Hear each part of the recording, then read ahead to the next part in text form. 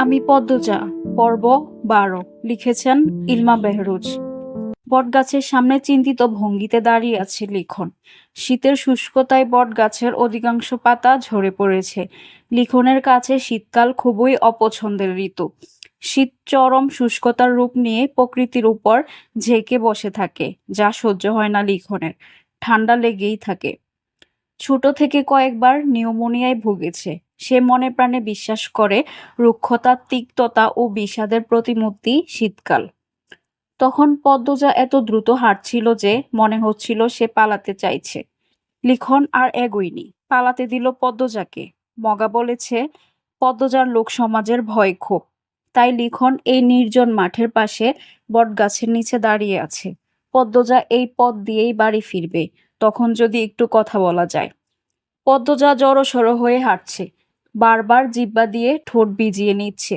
পদ্মজা মিনমিনে গলায় পূর্ণাকে ডাকলো, পূর্ণা রে। পূর্ণা তাকালো। পদ্মজা এদিক ওদিক তাকিয়ে বলল, আমার ভয় হচ্ছে। উনি মাঝপথে দাঁড়িয়ে নেই তো? পূর্ণা চরম বিরক্ত নিয়ে বলল, থাকলে কি হয়েছে, খেয়ে ফেলবে? পদ্মজা আর কথা বলল না। পূর্ণার সাথে কথা বলে লাভ নেই। তখন লিখন শাহকে পাত্তা না দেওয়ার জন্য পূর্ণার খুব রাগ হয়েছে। পদ্মজা বরাবরই মাথা নিচু করে হাঁটে, তাই লিখন শাহকে দেখতে পেল না। পূর্ণা দূর থেকে দেখতে পেল, কিন্তু এইবার আর আগে থেকে বলল না পদ্মজাকে। সে উত্তেজিত হয়ে পড়ে, ভাবে লিখন শাহ যখন আপার সামনে এসে দাঁড়াবে কি যে হবে। লিখন পদ্মজার দূরত্ব মাত্র কয়েক হাত। তখন পদ্মজা আবিষ্কার করলো লিখনের উপস্থিতি। ভয়ে লজ্জায় সর্বাঙ্গে কাঁপন ধরে। লিখনের পাশ কাটার সময় পুরুষালী একটি কণ্ঠ ডেকে উঠল, পদ্ম। পদ্মজা দাঁড়াতে চায়নি, তবুও কেন জানি দাঁড়িয়ে গেল। লিখন দু এক পা এগিয়ে আসলো। পূর্ণা ঠোঁট টিপে সেই দৃশ্য গিলছে। লিখন উসখুস করছে, কথা গুলিয়ে ফেলছে। পদ্মজা লিখনকে পিছনে ফেলে সামনে এগিয়ে গেল। লিখন হতভম্ব হয়ে তাকিয়ে দেখল। পূর্ণা বলল, আমাকে বলুন, আমি বলে দেব। লিখন পকেট থেকে একটা চিঠি বের করলো। এরপর অনুরোধ স্বরে বলল, দয়া করে তোমার বোনকে দিও, আমি কাল বিকেলে ঢাকা চলে যাব। পূর্ণা হাসি মুখে চিঠি নিল। তারপর বলল, আপা আপনার আগের চিঠিটা প্রতিদিন পড়ে। লিখনের ঠোঁট দুটি হেসে উঠল। পূর্ণা দৌড়ে ছুটে গেল পদ্মজার দিকে। লিখন আর পিছু নিল না। পূর্ণা আসতেই পদ্মজা ধমকে উঠল, কি কথা বলছিলি এত? কেউ দেখলে কি হতো? তুই আম্মার কথা কেন ভাবছিস না? পদ্মজার কাঁদো কাঁদো স্বরে পূর্ণা চুপসে গেল। সত্যি কি সে বেশি করে ফেলল? পূর্ণা চোখ নামিয়ে চুপচাপ হেঁটে বাড়ি চলে আসে। চিঠির কথা পদ্মজাকে বলা হয়নি। গুদুলি বিকেল। হেমলতা পদ্মজাকে ফরমাইশ দেন, পদ্ম, কয়টা টমেটো নিয়ে আয়। আচ্ছা আম্মা। পদ্মজা লাহারিগড়ের ডান দিকে হেঁটে আসে। ২ মাস আগে মোর্শেদ এদিকের সব জুপ জঙ্গল সাফ করে টমাটোর ছোট ক্ষেত করেছেন। লাল টকটকে টমেটো। হেমলতা রান্নার ফাঁকে বারান্দার দিকে উকি দিলেন। মোর্শেদ আর প্রান্ত কিছু নিয়ে বৈঠক করছে। হেমলতা ফুঁস করে নিঃশ্বাস ছাড়েন। বাসন্তী নামক মানুষটা কি জন্য ত্যাগের শিকার হলো, জানতে ইচ্ছে করলেও হেমলতা প্রশ্ন করেন না। তবুও এতটুকু বুঝেছেন মোর্শেদের বাইরের ঘোর কেটে গেছে, যার ফলস্বরূপ সংসারে তার মন পড়েছে। হেমলতাকে খুব সমীহ করে চলেন, তবে হেমলতা জানেন মোর্শেদ পদ্মজাকে নিজের মেয়ে হিসেবে এখনো বিশ্বাস করেননি। তা নিয়ে মাঝে মাঝে খোঁচা দিতেও ভুলেন না। পদ্মজা সাবধানে ক্ষেতের মধ্যিখানে আসলো। টমেটো ছিঁড়তে গিয়ে তার লিখনের কথা মনে হলো। মনে মনে ভাবে, কেন এসেছেন তিনি, কি বলতে চেয়েছিলেন। জানার জন্য পদ্মজার মনটা বেকুল হয়ে উঠল। আপা, একটা কথা বলি। পদ্মজা চমকে তাকালো। হঠাৎ পূর্ণার আগমনে ভয় পেয়েছে। বুকে ফু দিয়ে বলল, বল। রাগ করবে না তো? পদ্মজা চোখ ছোট ছোট করে তাকালো, বলল, করব না। পূর্ণা লিখনের দেয়া চিঠি দেখিয়ে বলল, লিখন ভাইয়ার চিঠি। পদ্মজা ছু মেরে চিঠি নিল। পূর্ণা অবাক হলো, মনে মনে খুশি হলো পদ্মজার আকুলতা দেখে। পদ্মজা দ্রুত চিঠির বাজ খুলল। পূর্ণা বাড়ির দিকে তাকিয়ে দেখছে কেউ আসছে নাকি। পদ্মজা পড়া শুরু করলো। প্রিয় পদ্মফুল, ৪ মাস কেটে গেল। ৪ মাসে একটুর জন্য অবসর মেলেনি, কিন্তু মনে ছিল এক আকাশ ছটপটানি। তোমার মনের কথা তো জানাই হলো না। তোমাদের অলন্দপুরের প্রায় প্রতিটি বাড়ির ছেলের স্বপ্ন তোমাকে ঘরে তোলার, তাই সারাক্ষণ ভয়ে ছিলাম। আমার অনুপস্থিতিতে কেউ তুলে নেয়নি তো? 3 দিনের সময় নিয়ে চলে এসেছি, শুধু একবার দেখতে আর জানতে তুমি কি আমার জন্য অপেক্ষা করবে। মেট্রিক পরীক্ষা অবধি অপেক্ষা করলেই হবে। এরপর আমি আমার মা আর বাবাকে নিয়ে তোমার মায়ের কাছে আসব। ওনার কাছে অনুরোধ করব, তোমার পড়া শেষ হলে যেন আমার সাথেই বিয়ে দেন। তখন অনেকটা নিশ্চিত হতে পারবো। এখন অনিশ্চয়তায় ভুগছি।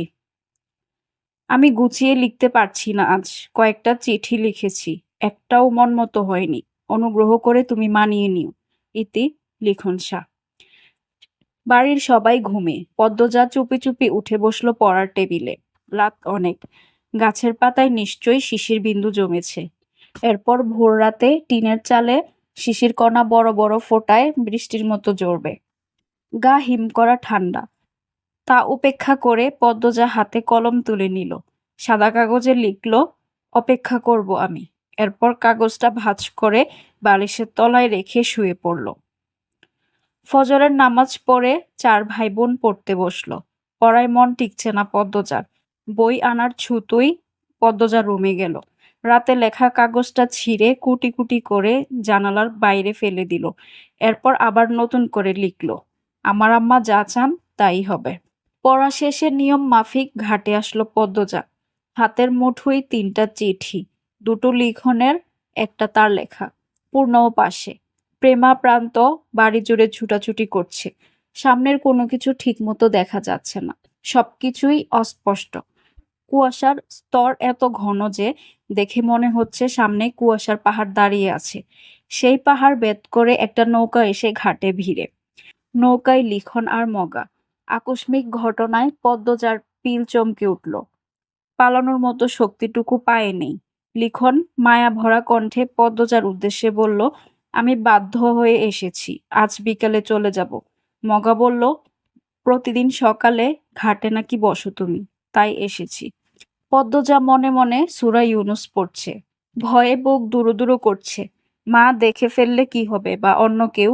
একটু সাহস জোগাতেই নিজের লেখা চিঠি সিঁড়িতে রেখে পদ্মজা ছুটে গেল বাড়িতে। পূর্ণা বড় বড় চোখে শুধু দেখল। লিখন নৌকা থেকে নেমে চিঠিটা হাতে তুলে নিল। বাজ খুলে একটা লাইন পেল শুধু। লিখনের মুখে বিষাদের ছায়া নেমে আসে। পূর্ণার কৌতূহল হলো চিঠিতে কি আছে জানার জন্য, তবে তা প্রকাশ করল না। শুধু বলল, আপা আপনার কথা প্রতিদিন ভাবে। 1996 সাল।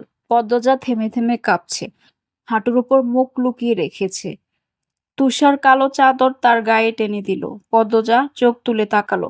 বিষাদ ভরা কণ্ঠে বলল, সেদিন আমার লেখা প্রথম চিঠিটা কুটি কুটি কেন করেছি জানি না। ইচ্ছে হয়েছিল তাই করেছি। তবে জানেন, আমি একদম ঠিক করেছিলাম। সেদিন যদি আমি কথা দিয়ে দিতাম, আমার কথা ভঙ্গ হতো। পদ্মজা হাসল। তুষার এক দৃষ্টিতে তাকিয়ে রইল পদ্মজার দিকে। এরপর বলল, লিখনের সাথে আর দেখা হয়নি? পদ্মজা হাতের কাটা অংশে ফু দিয়ে বলল, হয়েছিল। তাহলে কথা ভঙ্গ হলো কেন বললেন? পদ্মজা তুষারের দিকে তাকালো। এরপর আবার হাঁটুতে মুখ লুকালো। 1 মিনিট, 2 মিনিট, 3 মিনিট করে 10 মিনিট কেটে গেল। পদ্মজার সাড়া নেই। তুষার ডাকলো, পদ্মজা শুনতে পাচ্ছেন? পাচ্ছি। আপনার কি কষ্ট হচ্ছে? হচ্ছে। মুখ তুলে তাকান। পদ্মজা চল চল চোখে তাকালো। তুষার উদ্বিগ্ন হয়ে বলল, কি সমস্যা হচ্ছে? তুষারের প্রশ্ন অগ্রাহ্য করে পদ্মজা ভেজা কণ্ঠে বলল, আমার আম্মা আমার সাথে কেন বিশ্বাসঘাতকতা করলো? তুষার চমকালো। হেমলতা নামে মানুষটার সম্পর্কে যা জানলো তাতে তার নামের সাথে বিশ্বাসঘাতকতা শব্দটা যায় না। পরপরই নিজেকে সামলে নিল। এমন কেস শত শত আছে, ভালো মানুষের খারাপ রূপ। তুষার সাবধানে প্রশ্ন করল, কি করেছেন তিনি? পদ্মজা উত্তর দিল না। ফ্লোরে শুয়ে পড়ল। চোখ বুজল। তুষার গোপনে দীর্ঘশ্বাস ছাড়ল। পদ্মজা এখন আর কিছু বলবে না। সে ক্লান্ত। অতীত হাতড়াতে গিয়ে মনের অসুস্থতা বেড়ে গেছে তার। তুষার পদ্মজার মুখের দিকে তাকালো। আঁচল সরে গেছে বুক থেকে। চাদরের অংশ ফ্লোরে পড়ে আছে। তুষার চাদরটা টেনে দিতে গিয়ে আবিষ্কার করলো পদ্মজার গলায় কালো খয়েরি মিশ্রণে কয়টা দাগ। গলা টিপে ধরার দাগ। তুষার হুঙ্কার ছাড়ল, ফাহিমা! ছুটে আসলো। তুষার বলল, আপনি আসামির গলা টিপে ধরেছেন? ফাহিমা চট করে বলল, না স্যার, প্রথম থেকেই গলায় দাগগুলো দেখেছি। প্রশ্নও করেছি। মেয়েটা উত্তর দিল না। তুষার কপাল ভাঁজ করে ফেলল। হাজারটা প্রশ্নে মাথা ভনভন করছে, মস্তিষ্ক শূন্য প্রায়। পদ্মজা যতটুকু বলেছে তার পরবর্তী 7 বছরে কি কি হয়েছিল তা জানা অবধি শান্তি মিলবে না। মাথা কাজ না করলে তুষার সিগারেট টানে, তাই বেরিয়ে গেল।